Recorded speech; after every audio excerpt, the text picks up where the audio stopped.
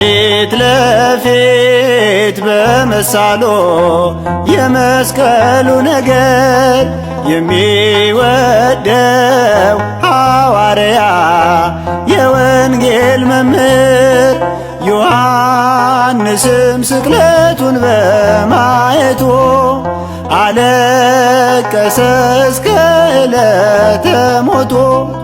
ቢያሰቅቀው ሞቱ ግርፋቱ፣ ቢያሰቅቀው ሞቱ ግርፋቱ።